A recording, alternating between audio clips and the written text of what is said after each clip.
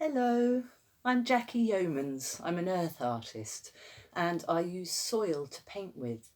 I hear your theme for your festival this year is soil, which really makes me very happy, and I'm here to be involved. I'm going to make you a little 5-minute video to show you how to become a soil painter. I appreciate that some of you don't have access to a garden, but if you want to take yourself for a little walk, you only need a couple of spoonfuls of soil. So you could dig a little bit up from somewhere, maybe a field edge, or if you've got a park that has mole hills in it, that's particularly good because they've already dug the soil up for you. Think carefully about it though, because you might need permission. Or you could ask a family member or a friend if they can share some of their soil with you. You don't need much. I go out with a little tub and collect a couple of spoonfuls. So what you need is your little tub of soil, some water and a mixing stick or a spoon, and simply pour the water into the soil.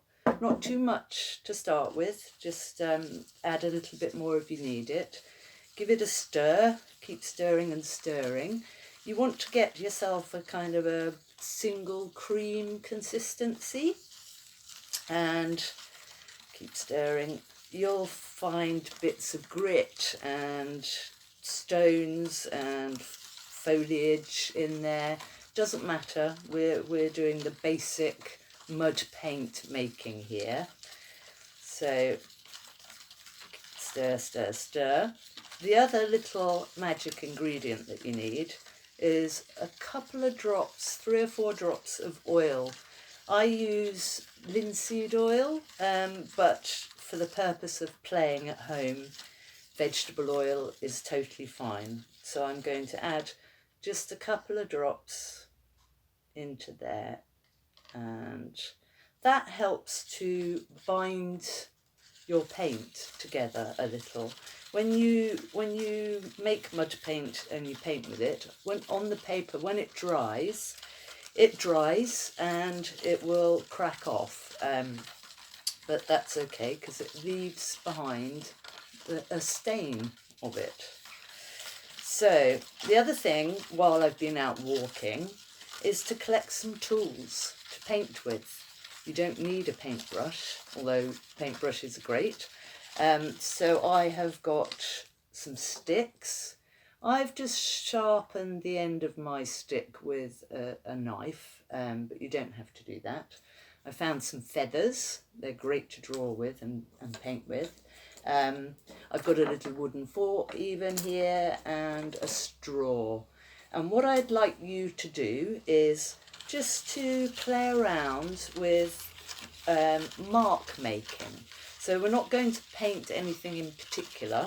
We're just going to make some marks with different tools to see what you get. And then you can go on to paint things. The first mark that I always like to make, and I paint paintings with, is a fingerprint. So dip your finger into the paint and press it down and print it onto the paper. You can't see it. Yes, you can see. And I've just got printing paper. It's not special art paper, and you can make as many fingerprints as you like and do some patterns with them. You can even brush your hand, paint your hand and make a lovely handprint. Why not even your feet? And while I am painting with soils, I like to think about where the soil has come from and the history of the soil, how millions of years it's taken to produce. This here is like a diagram of the layers of the soil in the earth, and as you dig deeper you get different layers. They're called horizons, and each horizon has a different makeup. It's like a profile of it. And soils are all a complex mixture of minerals, water, air, organic matter, and countless organisms that are the decaying remains of once living things. It forms at the surface of the land, which is the skin of the earth. Not only is it a fundamental source of life for all our plants to grow, it also houses, it's home to many, many creatures. While I'm talking, I'm going to just keep playing with making marks, and I'll show you. So the makeup is called an ecosystem, and it's the ecology of all living things that form a community, like we have a community of people, and every part of that community is as important as each other. And if you'd like to, if you've got access to go online and look up soil creatures, you'll find many. We know the big ones that we can see that live in the earth, like badgers and mice and moles, and little insects like ants. Some bees even make home in the earth. But there are tiny microscopic things that we can't see. Bacteria, there's a fungi network. Maybe these are things that you could look up and do some paintings of. And we are making more marks here and having a play with what this can do. And it's all about just enjoying it and having some good fun and getting a bit muddy. That's what it's about.